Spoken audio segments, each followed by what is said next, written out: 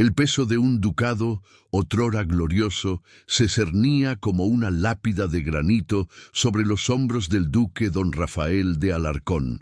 Cada piedra del majestuoso castillo de Alarcón susurraba crónicas de una fortuna que se desvanecía, carcomida por las fraudulentas deudas orquestadas por la ambición sin rostro del barón Ignacio de Toledo, un nuevo rico cuya única nobleza residía en el grosor de su billetera.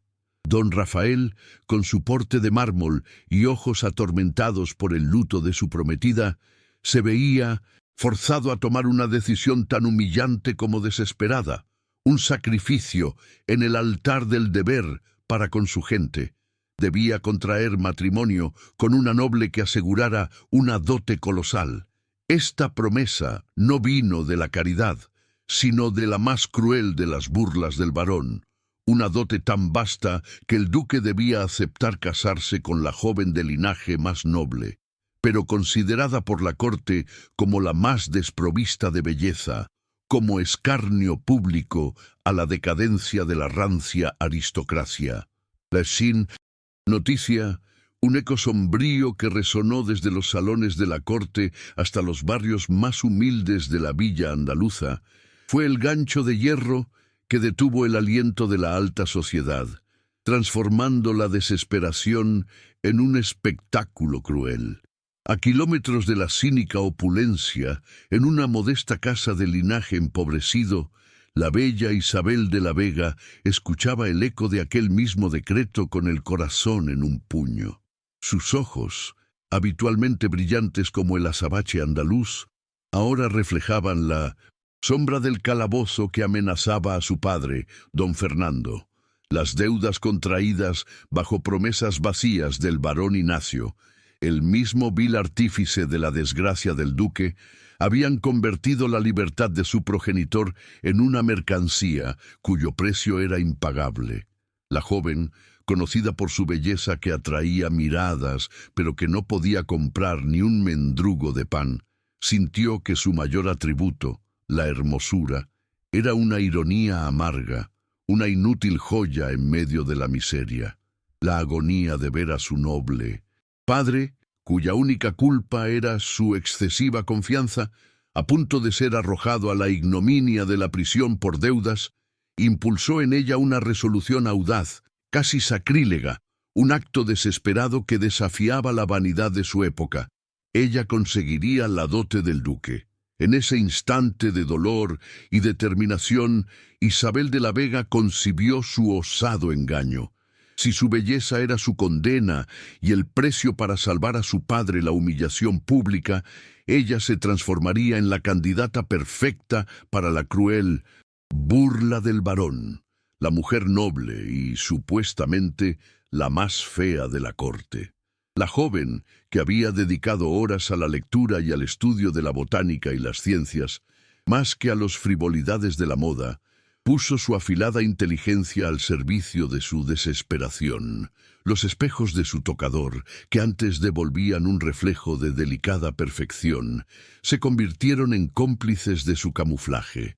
Con ungüentos que opacaban la blancura de su piel, ropas austeras que escondían su esbelta figura y un peinado deliberadamente desaliñado que enmarcaba su rostro con sombras y artificiales imperfecciones, Isabel de la Vega se despojó de su más preciada cualidad, no por modestia, sino como un escudo, una herramienta de supervivencia.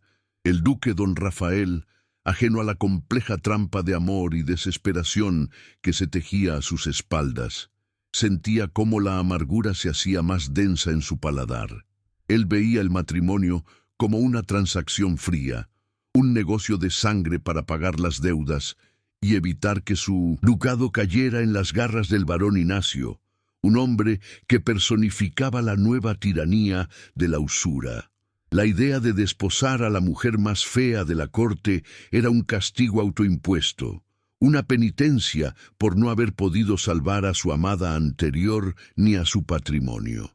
En su aislamiento autoimpuesto dentro del castillo de Alarcón, el duque solo veía figuras, no almas.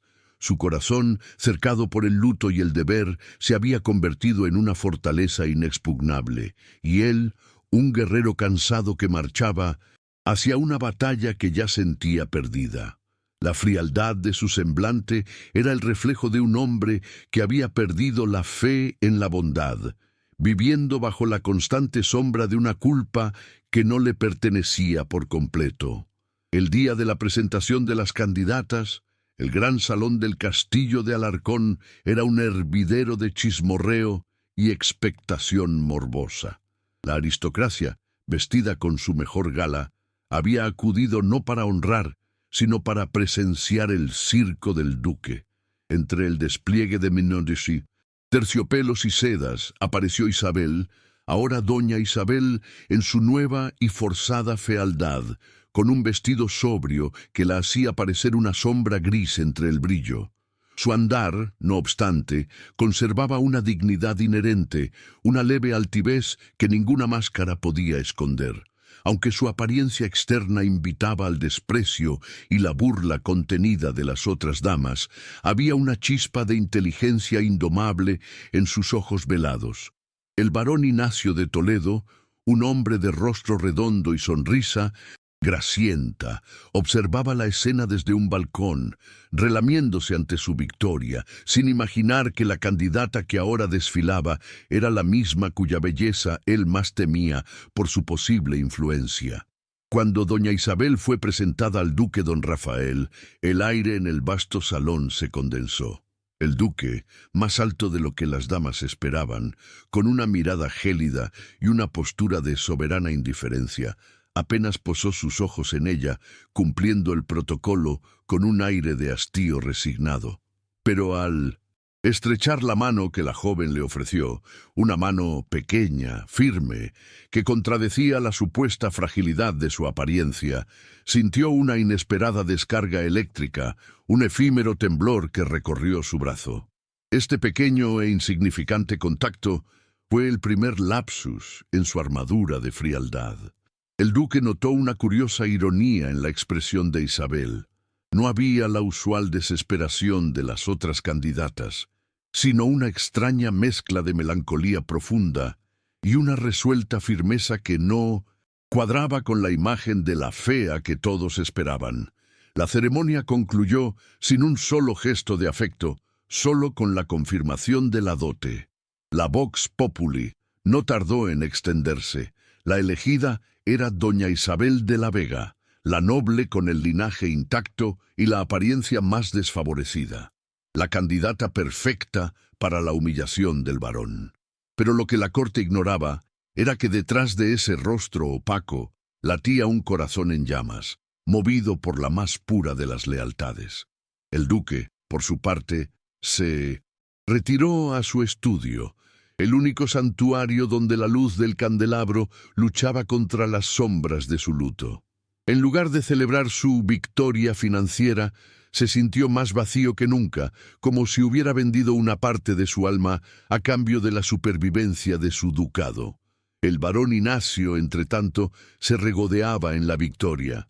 Él había logrado su cometido, doblegar al duque a sus términos, y ahora el duque le debería lealtad a un rostro que deshonraba su linaje, afianzando el varón su control sutil sobre la región.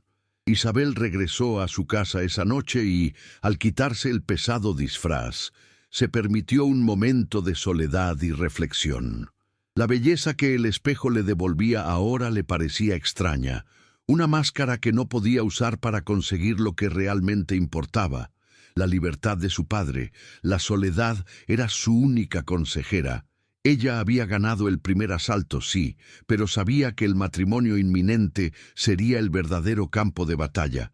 La tristeza de tener que engañar a un hombre cuya nobleza de espíritu, a pesar de su frialdad, comenzaba a intuir, se mezclaba con la urgencia de su misión. Su primer objetivo era asegurar el dote, el segundo, mantener la fachada ante un hombre cuyo ojo estratégico no pasaba desapercibido, un hombre que parecía leer las almas. El barón Ignacio de Toledo, al enterarse de la inminente boda, celebró con obscena ostentación. Su plan se desarrollaba a la perfección. La humillación del duque era solo el preludio a su objetivo final: comprar, pieza por pieza, todo el patrimonio de Alarcón. Lo que el barón no preveía era que su opresión sobre el ducado y sobre el padre de Isabel, don Fernando, forjaría una conexión inesperada entre los futuros cónyuges. La injusticia social, personificada en las acciones del barón, estaba destinada a ser el catalizador, el motor silencioso que uniría al duque y a la joven, más allá de los velos de la fealdad impostada y de la indiferencia protocolaria, en una causa común. Este matrimonio forzado no sería el final de la decadencia, sino el inicio de una resistencia silenciosa y astuta contra el yugo de la usura.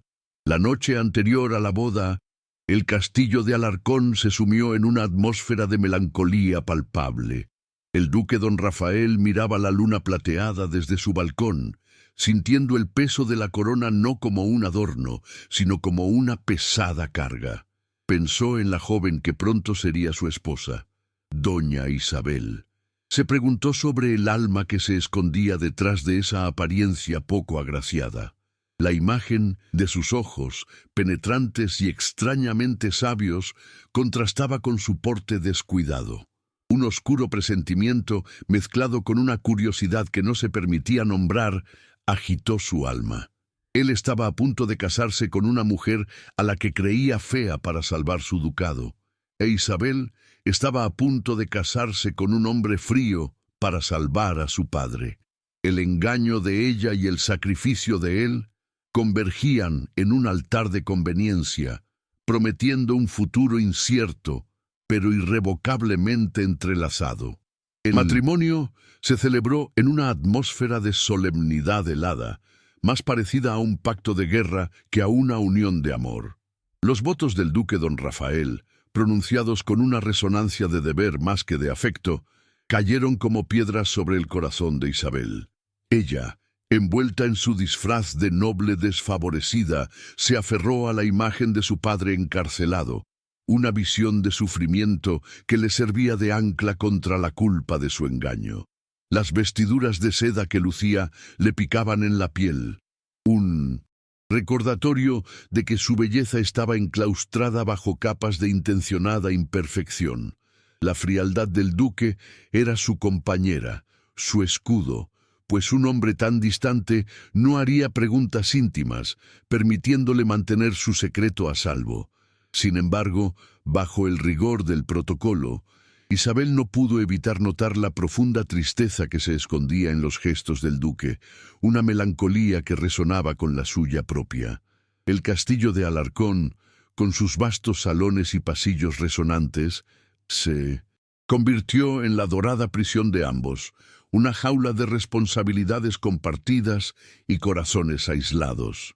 La adaptación de Isabel al castillo de Alarcón no fue un camino fácil, sino un ejercicio diario de resiliencia y actuación. Se movía entre los criados con una humildad inusual para una duquesa, ganándose su respeto con actos de genuina bondad y empatía en lugar de con tiranía. Mientras tanto, el duque se sumergía en los archivos y las cuentas, tratando de desenmarañar la red de deudas fraudulentas que el barón Ignacio había tejido alrededor de su ducado. Las largas jornadas de trabajo de don Rafael, dedicadas a encontrar una grieta en la armadura legal del barón, reflejaban su obsesión por la justicia, un rasgo que Isabel observó con creciente admiración. Ella notaba que bajo la fachada de un hombre frío y amargado, latía un corazón honorable y dedicado al bienestar de su pueblo.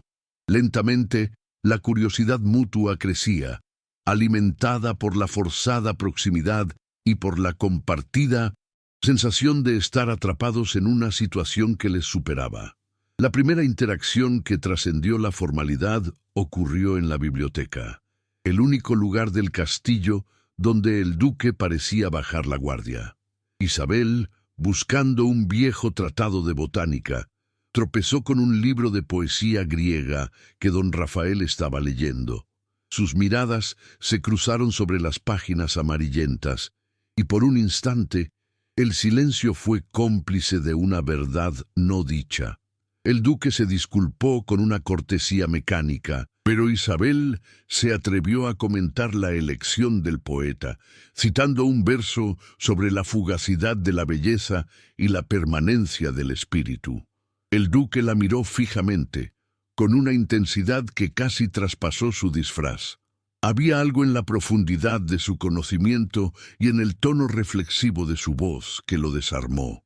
Aquella noche, el duque se preguntó si la fealdad que le habían impuesto era solo un caparazón para un intelecto y una sensibilidad que no esperaba.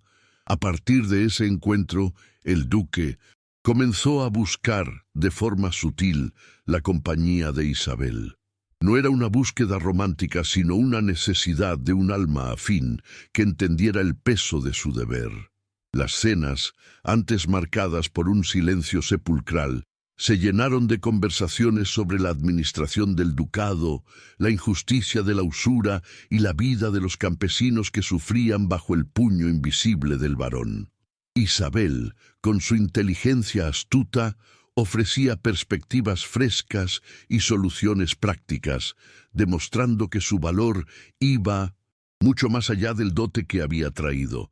El duque, al ver la empatía genuina de su esposa por los más vulnerables, comenzó a desmantelar la imagen mental que se había formado de ella. Se dio cuenta de que el varón Ignacio, al forzarlo a casarse con la más fea, sin querer, le había presentado a la mujer con el alma más hermosa que había conocido en la corte, una belleza interna que su disimulo no podía opacar. El desarrollo de su relación se basó en pequeños gestos, no en pasiones desbordadas. Una tarde, el duque la encontró en el jardín de invierno cuidando una rosa silvestre que nadie se había molestado en salvar.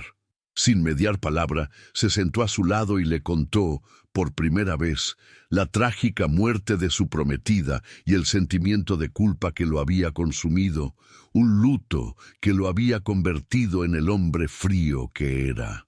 Este momento de vulnerabilidad compartida fue un punto de inflexión. Isabel sintió una profunda compasión por él. No le ofreció palabras de consuelo superficial, sino el silencio respetuoso de quien comprende el dolor, forjando un lazo de confianza mutua que superaba con creces el vínculo superficial de un matrimonio de conveniencia. El duque sintió que su alma, durante tanto tiempo encerrada, comenzaba a respirar tímidamente en presencia de su esposa. Mientras el respeto y la confianza florecían, el varón Ignacio intensificaba su opresión. Las noticias de los campesinos despojados de sus tierras, forzados a trabajar en condiciones deplorables bajo los contratos leoninos del varón, llegaban al castillo como lamentos distantes. Este escenario de injusticia social se convirtió en la causa común que unió aún más a los esposos. Isabel, motivada por su propia experiencia con la crueldad del varón y la amenaza a su padre, mostró una pasión feroz por la causa. Ella instó al duque a no solo buscar la salida legal, sino a actuar de forma directa para proteger a su gente. El deber de un duque no es solo con las cuentas, don Rafael, sino con la vida de aquellos que lo sirven, le dijo, con una convicción que resonó en el amplio despacho. El varón Ignacio, al notar la inusual unión y el creciente activismo de los duques, percibió una amenaza. Su plan era mantener al duque aislado y sumido en la desesperación, no verlo encontrar una aliada. Para detener su progreso, el varón jugó su carta más cruel y personal. El padre de Isabel, don Fernando. El varón fabricó nuevas pruebas y manipuló documentos para asegurar que la prisión de don Fernando fuese inminente y que su sentencia fuese tan humillante que incluso el dote de Isabel no pudiese revertir la situación.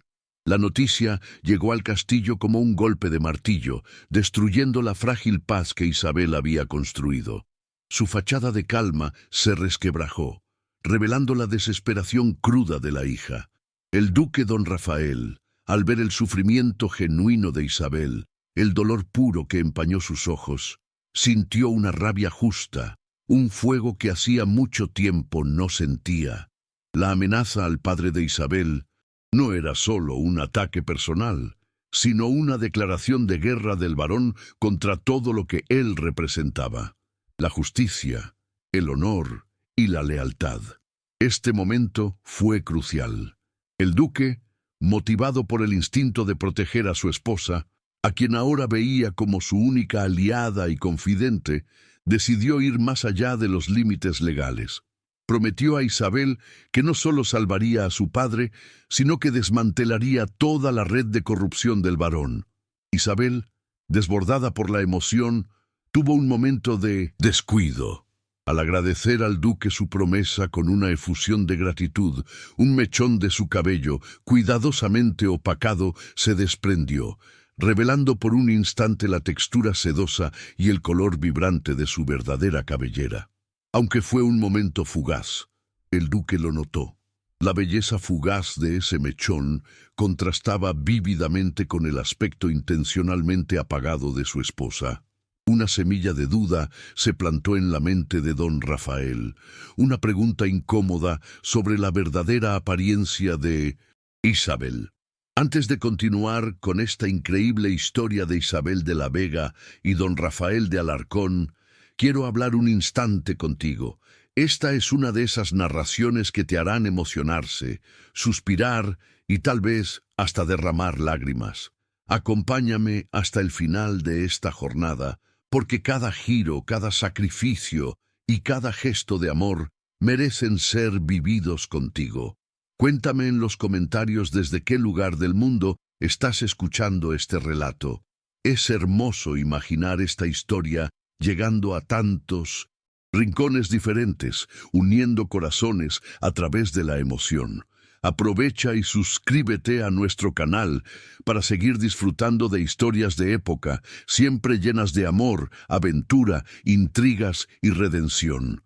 Aquí, cada detalle está pensado para tocar tu alma y llevarte a viajar en el tiempo. Quiero agradecerte de corazón por toda la atención y el cariño que has dedicado a cada capítulo. Es por ustedes que todo esto tiene sentido, y con ustedes quiero seguir compartiendo muchas otras jornadas emocionantes. El duque, aunque desconcertado por el fugaz destello de belleza, decidió guardar silencio por el momento. Su mente estratégica se puso a trabajar. Si Isabel estaba ocultando su verdadera apariencia, sus motivos debían ser poderosos. En lugar de confrontarla, optó por la observación silenciosa, analizando cada detalle de su esposa, la inteligencia en su mirada, la elegancia reprimida de sus movimientos, la nobleza de su espíritu. La pregunta ya no era si era fea o bella, sino por qué había elegido el disfraz de la fealdad. La intriga se sumó a la atracción que ya sentía por su mente y su carácter, profundizando la conexión y creando una nueva capa de tensión romántica, una atracción nacida en el misterio. Isabel, sintiendo la intensidad de la mirada del duque, se dio cuenta del error fatal que había cometido. El terror se apoderó de ella, pues la caída de su fachada significaba la pérdida del dote, y con ello, la condena de su padre. La joven intensificó su actuación, redoblando su esfuerzo por parecer desaliñada, asegurándose de que su disfraz fuese impenetrable. Sin embargo, su vulnerabilidad expuesta ante el duque había roto la última barrera de contención. Ella ya no lo veía como un frío socio, sino como su única esperanza. Su dilema moral se agudizó. ¿Cómo podía amar y confiar en un hombre a quien estaba engañando? La lealtad a su padre y el amor que nacía por su esposo se enfrentaban en una dolorosa contradicción. El duque, en su observación secreta, comenzó a atar cabos. Las deudas del padre de Isabel estaban ligadas a los contratos manipulados por el barón Ignacio. La urgencia de la joven por el dote, su nobleza de linaje y su inteligencia deslumbrante, Todo comenzaba a encajar en un cuadro lógico. La fealdad era el precio que ella había pagado para salvar a su padre, el único requisito del varón. El duque sintió una oleada de admiración por su audacia y su profundo sacrificio.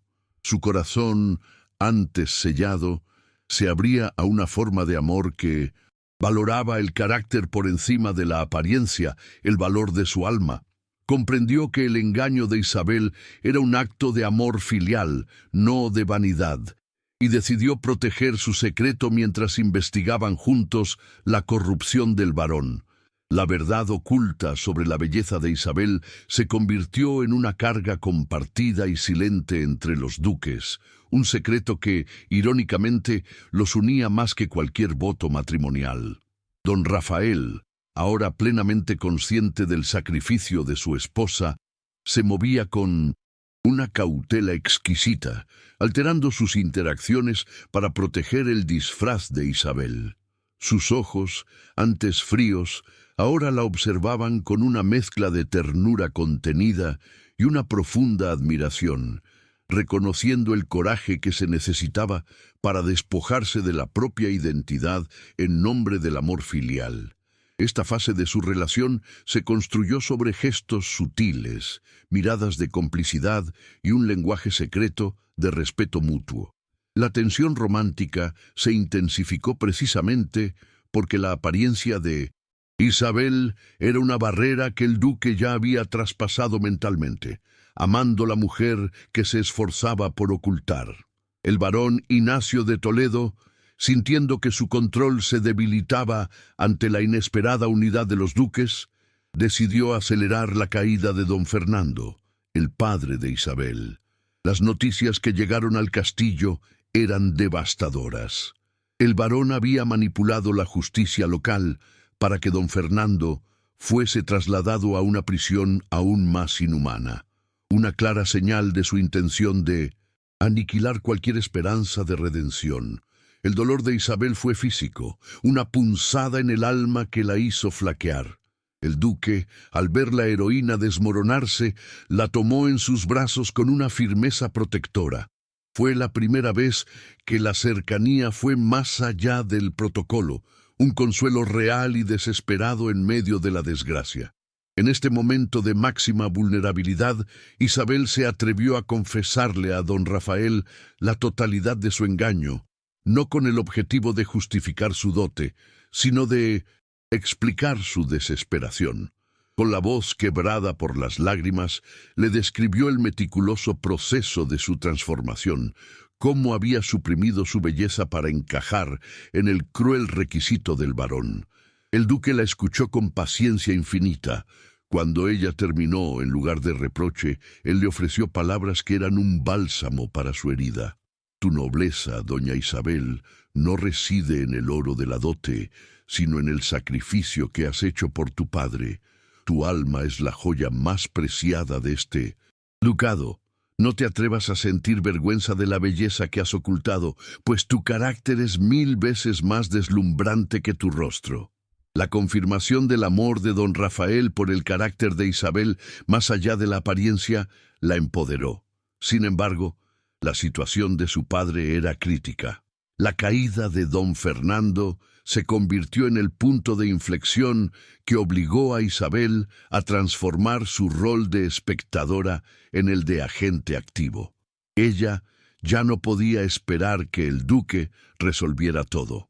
Motivada por el miedo y el amor, Isabel se sumergió en los archivos del varón que el duque había logrado interceptar, buscando la falla en los contratos, la palabra clave o el error legal que pudiera desmantelar su tiranía financiera.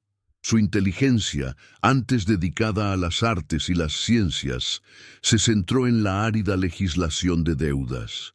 El barón Ignacio, confiado en su victoria, convocó un baile de máscaras en su recién adquirida mansión, una burla ostentosa a la vieja aristocracia. Era su forma de exhibir su poder y humillar aún más al duque. Don Rafael vio en este evento una oportunidad estratégica, mezclarse sin ser reconocido para obtener información crucial. Decidió que por primera y única vez, Isabel debía abandonar su disfraz de fea y utilizar su verdadera belleza como un arma, una distracción poderosa que nadie esperaría. El riesgo era enorme, pero la recompensa podía ser la libertad de don Fernando. La transformación de Isabel fue cinematográfica.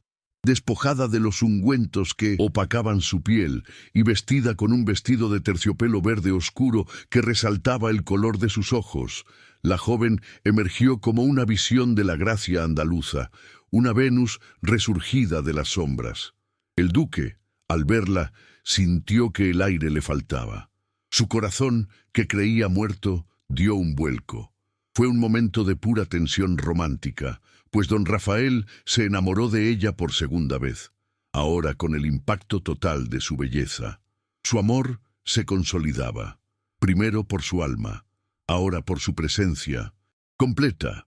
En el baile, Isabel, con su rostro escondido tras un antifaz, se movía como una sombra elegante. Su misión era atraer la atención del varón, sembrando una confusión calculada. El duque, disfrazado como un simple comerciante, se dedicó a escuchar conversaciones privadas y a buscar documentos incriminatorios. La estrategia funcionó a la perfección. El varón Ignacio, con su debilidad por la belleza y la ostentación, quedó prendado por la misteriosa dama en verde. Su rostro, habitualmente de desprecio, se llenó de una avaricia visible, cayendo de lleno en la trampa cuidadosamente tendida. El varón se acercó a Isabel con una confianza excesiva. Su diálogo con ella, lleno de insinuaciones y promesas vacías, fue crucial. Isabel, usando su voz enmascarada y un ingenio afilado, lo guió a revelar, sin querer, detalles sobre la fragilidad de sus propias inversiones y la complicidad de un notario en sus esquemas de fraude. La joven, manteniendo una calma admirable, extraía información mientras el varón se perdía en su vanidad. En medio de la danza, el varón le dijo con una risa burlona: «Usted es la antítesis de la duquesa fea. Gracias a ella, tengo al duque comiendo de mi mano».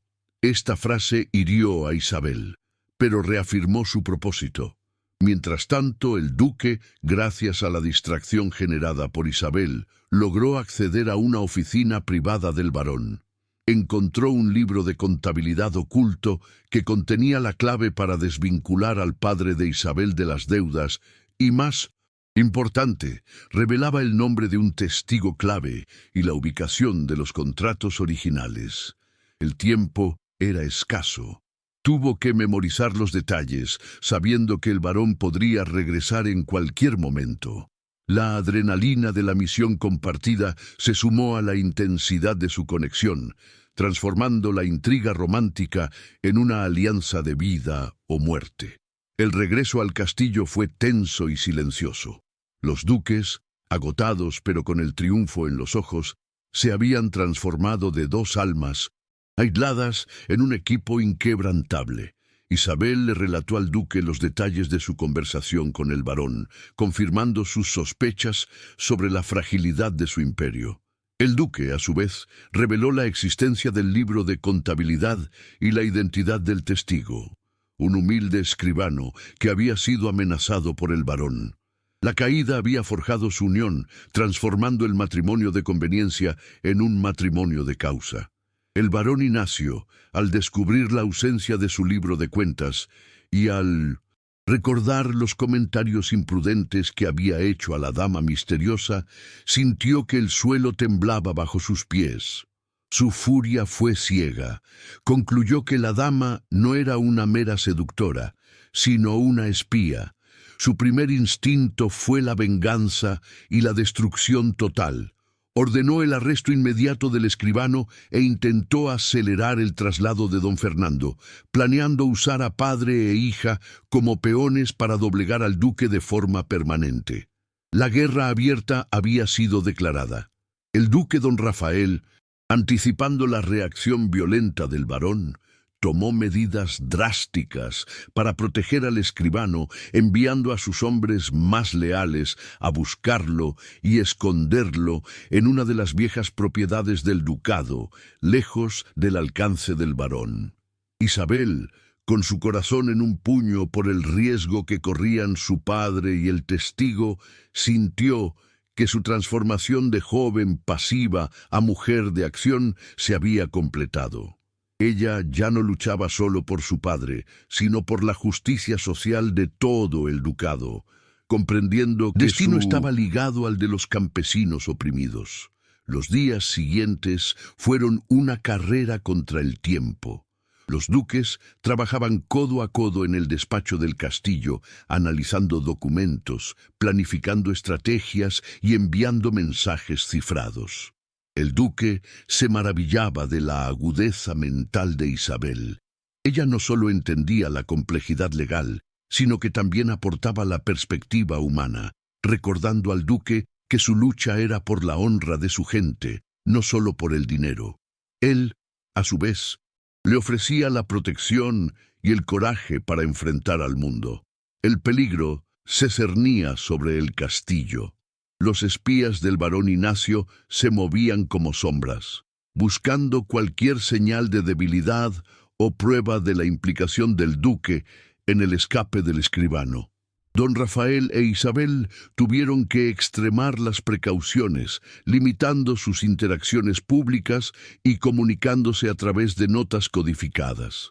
La presión de la situación, el miedo constante a ser descubiertos, la urgencia de salvar a don Fernando, todo ello intensificó el vínculo. Los momentos robados de intimidad, un toque de manos sobre un mapa, una mirada de aliento, se hicieron más preciosos. El duque, sintiendo el peso de la responsabilidad, decidió que el próximo paso debía ser un golpe público de honor. No podían seguir operando en las sombras. Él debía confrontar al barón de frente, usando la información obtenida para exponer su corrupción. Pero el barón tenía la ventaja de la legalidad corrupta de su lado, y el duque necesitaba una prueba irrefutable que no solo lo incriminara, sino que también invalidara todos sus contratos de deuda. La búsqueda de la verdad se centró ahora en encontrar los documentos originales y falsificados. Isabel, recordando un detalle de su conversación con el barón en el baile, sugirió que los documentos originales podrían estar escondidos no en la mansión, sino en el antiguo despacho del notario cómplice, antes de que éste fuese misteriosamente desaparecido. Su conocimiento del varón y su avaricia, que siempre buscaba asegurar sus bienes, dio una nueva pista a la investigación. El duque reconoció la validez de la idea y se sintió aún más impresionado por la perspicacia de su esposa. El destino del ducado ahora dependía de la audacia y la coordinación perfecta de sus acciones. La situación de don Fernando se volvió insostenible. El barón Ignacio, como parte de su estrategia de presión, orquestó que se difundiera la falsa noticia de que don Fernando estaba gravemente enfermo en prisión, al borde de la muerte. Este golpe emocional buscaba obligar a Isabel a delatarse y, por ende, a invalidar el dote. La desesperación de Isabel se convirtió en una furia fría, una determinación de acero. Ella sabía que la única forma de salvar a su padre era derrotar al varón completamente, no solo conseguir su libertad temporal. El duque y Isabel elaboraron un plan audaz. Isabel, con su disfraz de fea, iría a visitar al varón, fingiendo desesperación e intentando negociar la vida de su padre a cambio de la sumisión total del ducado, una jugada de riesgo que permitiría al duque y a sus hombres acceder al antiguo despacho del notario, mientras la atención del varón estaba desviada. El plan era peligroso, pues ponía a Isabel directamente en las manos del enemigo, pero era la única forma de asegurar el tiempo necesario para la búsqueda de los documentos originales. Isabel aceptó el desafío, sin dudarlo. Su vulnerabilidad inicial se había transformado en una valentía inquebrantable, lista para arriesgarlo todo por la justicia. El duque, al despedirse de ella, le puso la mano en la mejilla, un gesto de intimidad que trascendía cualquier palabra. «Regresa a mí, Isabel. Juntos terminaremos con esta tiranía», le susurró. La promesa selló su compromiso, no solo como esposos, sino como almas gemelas en una lucha por el honor. El amor imposible, nacido de un engaño, se había convertido en un amor esencial, forjado en la adversidad y la causa común. La escena en la mansión del barón Ignacio de Toledo era un estudio de la avaricia vestida de seda.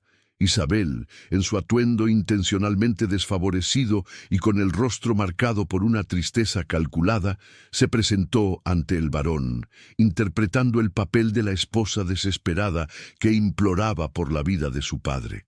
El barón, exultante ante lo que consideraba la victoria final, la recibió con una sonrisa repugnante, disfrutando de la humillación de la duquesa. Este encuentro no fue solo una negociación, fue un duelo psicológico en el que Isabel, a pesar de su disfraz, demostró una entereza moral que desarmó momentáneamente la arrogancia del barón, obligándolo a revelar más de lo que pretendía en su borrachera de poder.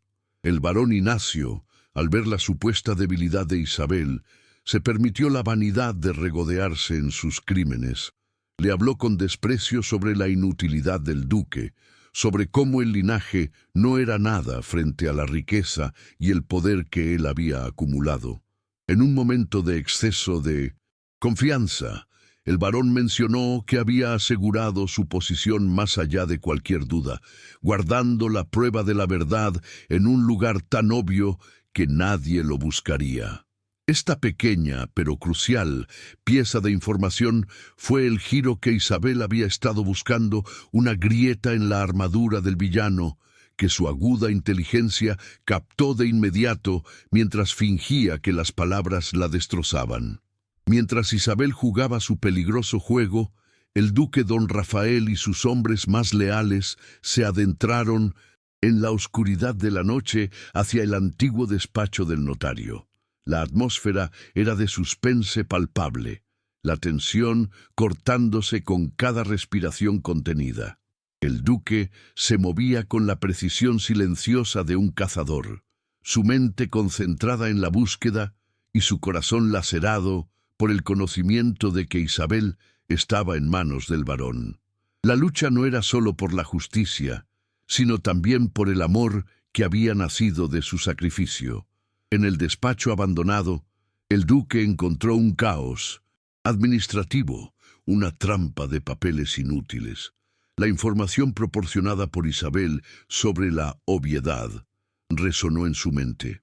De pronto, sus ojos se posaron en un viejo retablo andaluz de madera, tallado con figuras religiosas, que parecía fuera de lugar en la oficina de un abogado. Era un objeto demasiado antiguo y visible, precisamente lo que nadie consideraría un escondite. Recordando el amor del barón por la ostentación religiosa hipócrita, el duque sintió una corazonada. Al examinar el retablo, el duque descubrió un mecanismo oculto en la base. Con un movimiento forzado y silencioso, abrió un compartimiento secreto. Dentro no había oro ni joyas, sino los documentos incriminatorios que buscaba. Los contratos originales, las pruebas de las falsificaciones y el registro del soborno a un juez. Era la evidencia irrefutable no solo de la culpabilidad del barón en las deudas del ducado, sino también en el encarcelamiento fraudulento del padre de Isabel. El corazón del duque latió, con una furiosa alegría de victoria y justicia. Mientras el duque aseguraba las pruebas, Isabel, sintiendo que su tiempo se agotaba y que el barón comenzaba a impacientarse con su dolor, ejecutó su retirada. Con un último y dramático ruego por la vida de su padre, salió de la mansión, llevando consigo la invaluable información del lugar obvio.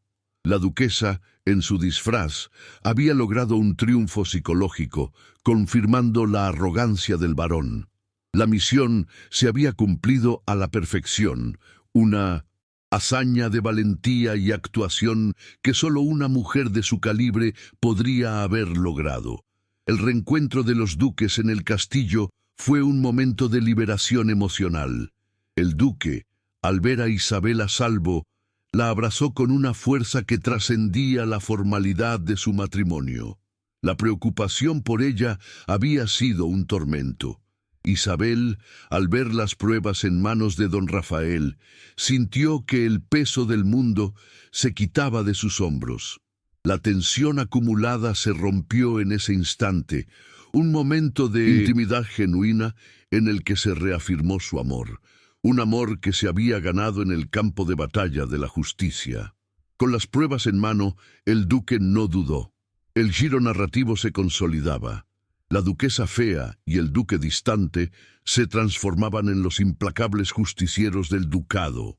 El duque convocó un consejo extraordinario de la nobleza, utilizando sus contactos y su linaje para obligar a una reunión pública y urgente en la plaza principal de la ciudad, un acto sin precedentes que movilizaría al pueblo y expondría la tiranía del varón a plena luz del día, buscando no solo la anulación legal, sino la justicia popular.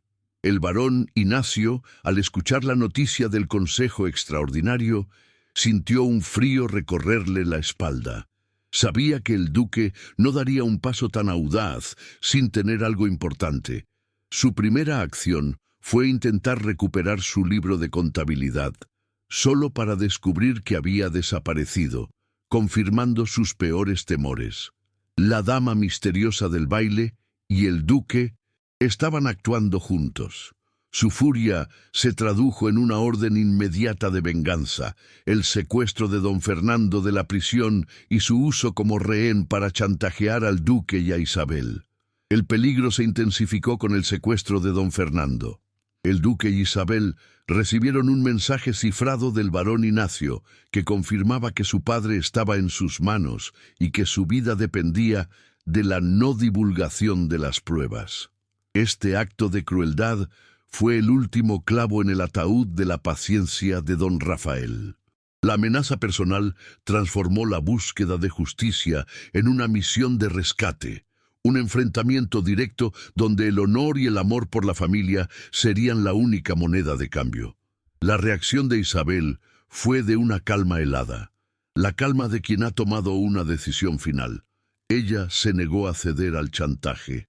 El varón usará a mi padre para manipularnos ahora y siempre, don Rafael. La única forma de salvarlo es destruir su poder por completo. La justicia debe prevalecer, o el sacrificio de mi padre será en vano, declaró, demostrando una madurez emocional y una fuerza que superó la del propio duque. El duque, admirando su resolución, se comprometió a usar el Consejo Extraordinario no solo para exponer al varón, sino como una trampa para forzarlo a revelar el paradero de don Fernando. El plan era audaz y arriesgado. Convocar al varón a la plaza pública bajo el pretexto de un acuerdo final, una última negociación, para que el pueblo fuera testigo de su avaricia. Era una estrategia que mezclaba el drama judicial con la presión social, transformando el conflicto privado en un asunto de justicia social para todo el ducado. La noticia del Consejo Extraordinario en la plaza se difundió como un reguero de pólvora, atrayendo a campesinos, nobles y gente común. El escenario estaba listo para la confrontación final. El duque, en su armadura de dignidad, se preparó para un enfrentamiento verbal, mientras Isabel se mantenía a su lado, aún en su disfraz, como símbolo de la duquesa que fue obligada a la humillación. Su presencia silenciosa era un testimonio de la tiranía que estaban a punto de exponer. El barón Ignacio llegó a la plaza con una escolta de matones, irradiando una falsa confianza, convencido de que tenía la situación bajo control gracias a su rehén. Se acercó al duque con una sonrisa de suficiencia, listo para negociar la rendición. Sin embargo, al ver a Isabel, sintió una punzada de duda. Algo en la firmeza de su mirada, incluso a través de su fealdad, le advirtió que no todo estaba saliendo según su plan. El duque don Rafael comenzó la confrontación con un discurso solemne y público sobre el honor perdido del ducado. Su voz resonó con una autoridad que no se había escuchado en años, atrayendo la atención de la multitud. Él habló de la opresión de los nuevos ricos, de cómo la codicia había sustituido a la nobleza, y de cómo el ducado había sido arrastrado a la ruina por la usura, preparando el terreno para la acusación directa contra el barón. Entonces, el duque ejecutó el giro dramático planeado. Con una calma escalofriante, sacó los documentos incriminatorios del retablo andaluz. «Aquí están, barón Ignacio», tronó su voz. «Las pruebas de su fraude, de sus falsificaciones y de la invalidez de cada deuda que ha forzado sobre mi ducado y sobre el noble don Fernando de la Vega. Usted es el verdadero ladrón y tirano». El barón palideció. El silencio en la plaza era absoluto. Su mente, presa del pánico, solo pensaba en la fuga. Pero el duque no le dio tiempo. Exigió que revelara de inmediato el paradero de don Fernando a cambio de su vida. El barón, desesperado y humillado ante la multitud que ahora comenzaba a murmurar con hostilidad, cayó en la trampa. En un intento desesperado por recuperar el control, el barón Ignacio gritó que don Fernando estaba a salvo y reveló, sin querer, la ubicación de su escondite, un viejo almacén en el puerto. En ese momento, la justicia popular se desató. Los campesinos, hartos de la opresión, comenzaron a rodear al barón y sus matones se dispersaron ante la fuerza de la multitud. El duque había logrado su objetivo, la exposición pública y la obtención de la verdad. Isabel, al escuchar el lugar exacto donde su padre estaba cautivo, sintió una oleada de alivio que casi la hace flaquear, pero se mantuvo firme. El duque la miró. Un gesto de amor y gratitud cruzó sus ojos. Habían triunfado en el primer acto del confrontamiento. El honor había sido restaurado en parte. Ahora solo quedaba la liberación de don Fernando y la consolidación de la justicia. El duque don Rafael, asegurando al barón Ignacio, bajo la custodia de sus guardias y de la multitud enfurecida, preparó una pequeña comitiva de rescate, dejando a Isabel a cargo de supervisar la seguridad y la anulación de los contratos en la plaza. Antes de partir, el duque se acercó a Isabel, la tomó de las manos y le dijo con una voz llena de promesa: «He amado el alma que te forzó a este disfraz. Ahora trae tu verdadera belleza al mundo, duquesa. Te espero para reconstruir nuestro ducado». Isabel, sintiendo la promesa de un futuro libre de engaños, asintió con un brillo en los ojos, un brillo que ninguna máscara podía apagar. El giro se había completado. El duque partió al rescate, dejando atrás a una duquesa empoderada, lista para la batalla final legal y social, con el apoyo total del pueblo. El destino del ducado de Alarcón estaba en las manos de la mujer que había aprendido que la verdadera fuerza residía en el carácter. El ambiente en la plaza de la ciudad, justo después de la exposición del barón Ignacio, era una mezcla de euforia contenida y ansiosa expectación. La multitud, testigo de la caída del tirano financiero, clamaba por justicia, y la figura de Isabel, la duquesa, emergió como la voz de la razón en medio del caos. Ella se mantuvo firme junto a los documentos incriminatorios, asumiendo su papel de líder y estratega. Su disfraz de fea se sentía ahora como una armadura de honor, y su presencia silenciosa aseguraba al pueblo que la verdad prevalecería. Isabel, con una calma que desmentía el pánico que sentía por la vida de su padre, comenzó a organizar la anulación legal de los contratos fraudulentos, demostrando que su inteligencia era tan poderosa como la espada de cualquier noble. Mientras tanto, el duque don Rafael, al mando de un grupo de sus hombres de confianza, cabalgaba a toda velocidad hacia el almacén portuario, guiado por la confesión desesperada del varón. La misión de rescate era de alta tensión, el clímax de la acción física de la narrativa. La imagen de Isabel, su valentía y su amor lo impulsaban. El duque, que había pasado años en la inactividad emocional, ahora sentía la sangre correr con furia por sus venas, impulsado por el deber de proteger a la familia que había elegido y por el amor que por fin se atrevía a aceptar. Al llegar al puerto, el duque y sus hombres rodearon el almacén, moviéndose con la precisión militar que don Rafael había adquirido en su juventud. El almacén era oscuro y húmedo, reflejo de la miseria moral de quienes lo ocupaban. El enfrentamiento fue rápido y brutal, una lucha final que representaba el choque entre el honor ancestral del ducado y la crueldad sin escrúpulos del varón. El duque luchó con una ferocidad inusual, cada golpe impulsado por la rabia acumulada contra la injusticia y el miedo por la seguridad de don Fernando. Dentro del almacén, don Fernando de la Vega se encontraba atado y debilitado, pero no quebrado en espíritu. Al ver al duque don Rafael entrar en el enfrentamiento, sintió una oleada de esperanza. El duque, al encontrarlo, sintió que el peso de su responsabilidad se aligeraba. El último de los matones del varón fue doblegado, y el duque corrió a liberar a su suegro, un acto que sellaba la aceptación de Isabel en su corazón y en su vida. El momento del rescate fue agridulce. Don Fernando, aunque debilitado, se puso de pie, mirando al duque con una profunda gratitud. Le preguntó por su hija, y el duque, con una sonrisa de orgullo y amor, le habló de la valentía y la inteligencia de Isabel, de cómo ella había sido la verdadera artífice de la caída del varón.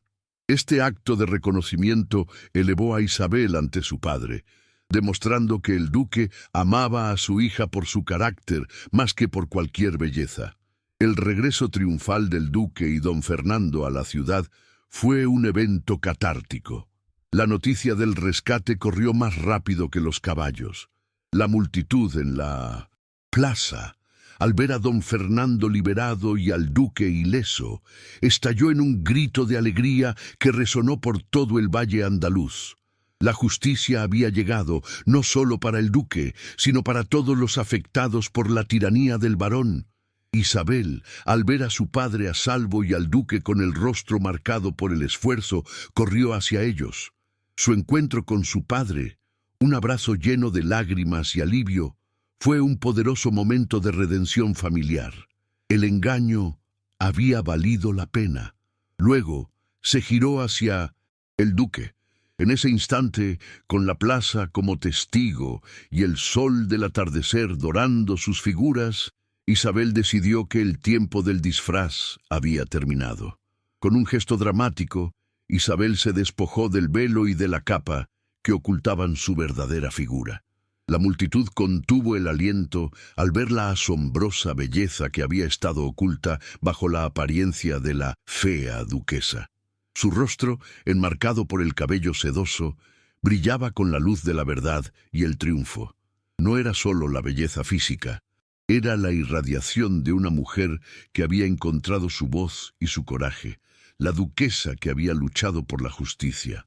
El duque, don Rafael, la miró, no con sorpresa, sino con veneración. La belleza, una vez temida y despreciada como algo superficial, ahora era un símbolo de la victoria de la verdad sobre la falsedad. Se acercó a ella, ignorando a la multitud, y tomó su rostro entre sus manos. Sus ojos se encontraron en un instante de reconocimiento mutuo, la culminación de su arco romántico. Fue el clímax emocional. El duque, ante todos, declaró su amor por ella. «No te amo por la belleza que has revelado, Isabel», dijo con una voz firme y cargada de emoción, «sino por el alma, la inteligencia y el sacrificio que has intentado ocultar. Te amo, duquesa, por ser la mujer más honorable que he conocido.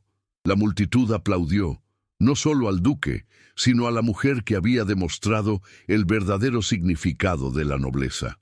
El barón Ignacio, testigo de su derrota total desde su celda provisional, vio su plan desmoronarse por completo. La fea duquesa se había revelado como la belleza que había salvado el ducado, y la dote que él había ofrecido como burla se había convertido en el vehículo de su propia destrucción y la restauración de la justicia social. El Consejo Extraordinario se transformó en un acto de justicia pública. Los documentos incriminatorios fueron presentados y con el testimonio del escribano que el duque había protegido y el del recién liberado don Fernando, el barón Ignacio fue condenado.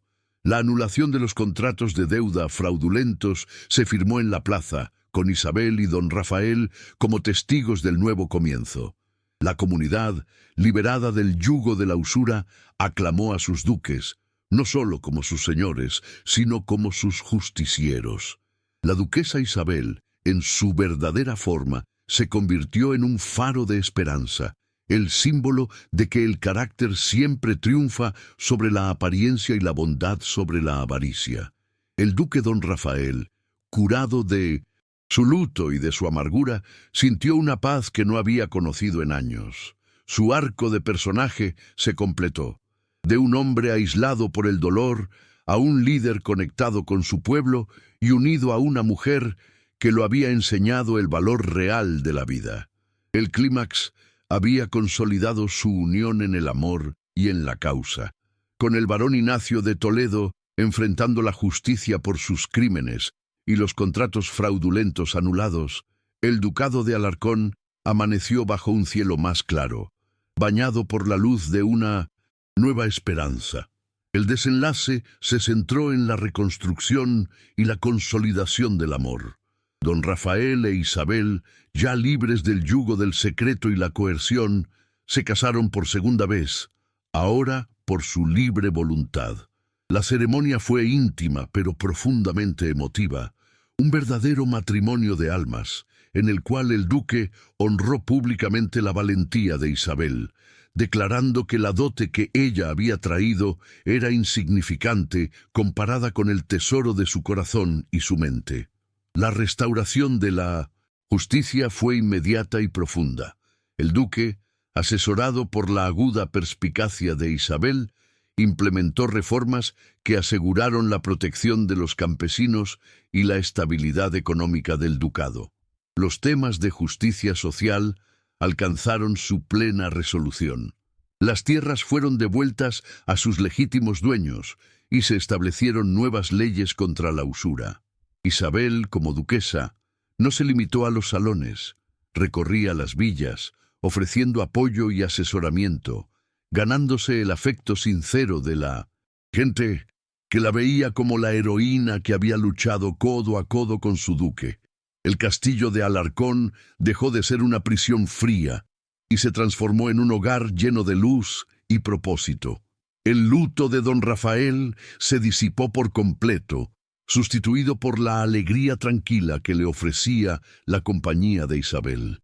Su relación se construyó sobre la base inquebrantable del respeto intelectual y la pasión profunda, un amor que había superado la prueba más difícil, el engaño y el sacrificio. El duque, al fin, encontró la redención que buscaba, permitiéndose amar y ser amado por una mujer que había valorado su honor por encima de su fortuna y su título. Don Fernando de la Vega, curado de sus heridas físicas y emocionales, fue completamente exonerado. La nobleza de su linaje y su buen nombre fueron restaurados.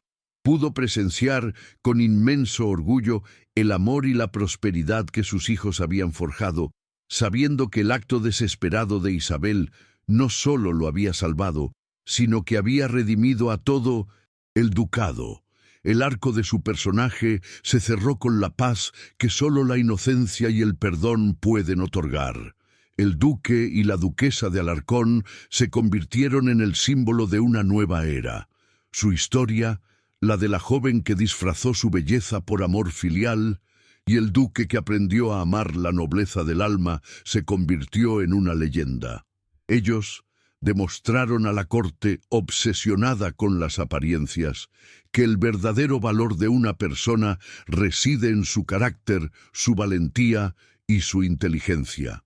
El ducado floreció bajo su liderazgo compartido, un testimonio de que la unión de la nobleza con la justicia social es la verdadera clave de la prosperidad. Los años pasaron, y la felicidad de los duques se consolidó con la llegada de su primer hijo, un varón que heredó la inteligencia astuta de su madre y la profunda nobleza de carácter de su padre. El nacimiento del heredero fue celebrado como el legado de la esperanza, la promesa de un futuro en el que la superficialidad de la corte no tendría cabida y en el que la justicia sería el pilar del gobierno. Isabel, con su belleza ya sin velos, seguía siendo la consejera más cercana del duque, utilizando su voz no para la vanidad, sino para la causa de los más débiles. Ella demostró que el empoderamiento femenino no se limitaba a los salones, sino que se ejercía a través de la inteligencia, la empatía y la capacidad de luchar por lo que es justo, dejando una huella imborrable en la historia del ducado. El varón Ignacio, despojado de toda su riqueza e influencia, fue un recuerdo amargo, un ejemplo de la fugacidad del poder basado en la codicia. Su caída sirvió como una advertencia para otros nuevos ricos que buscaban oprimir a los vulnerables, reforzando la idea de que la justicia, aunque tarde, siempre llega para derrocar a la tiranía. La última escena de su historia se sitúa en el jardín del castillo. El duque don Rafael e Isabel, ya con canas de honor, observan a su hijo jugando. El duque toma la mano de su esposa y la besa con ternura. El amor, mi duquesa, es un lienzo que pintamos con el alma. El tuyo es la obra de arte más grande de mi vida, le dice, con los ojos llenos de gratitud. Isabel sonríe, sabiendo que su vida fue una travesía épica, un viaje desde la vulnerabilidad hasta la redención total. El relato se cierra con la reflexión de que el amor verdadero no busca la perfección superficial, sino la verdadera esencia del ser. La historia de la duquesa, que fingió la fealdad para salvar a su familia, y del duque, que la amó a pesar del engaño, es un himno a la belleza interior y al coraje de ser auténtico, un mensaje de que las ataduras del destino pueden romperse con la fuerza del carácter y la pureza de la intención. El legado de don Rafael e Isabel fue su matrimonio, una alianza de amor y justicia que trascendió la época. Ellos demostraron que el honor se mantiene no con la sangre azul, sino con las acciones nobles hacia los demás. La duquesa Isabel de Alarcón pasó a la historia como la mujer que no tuvo miedo de enfrentar la fealdad del mundo, incluso a costa de ocultar su propia luz, solo para revelarla en el momento de mayor triunfo. Si has acompañado la historia de Isabel de la Vega y del duque don Rafael de Alarcón hasta el final, dime cuál fue el momento más emocionante para ti. Escríbelo en los comentarios, porque tu voz da sentido a cada capítulo. Aprovecha para suscribirte a nuestro canal y seguir disfrutando de romances de época llenos de amor, drama y emoción. Gracias de corazón por haber vivido esta travesía conmigo. Muy pronto volveremos con una nueva historia que tocará tu alma.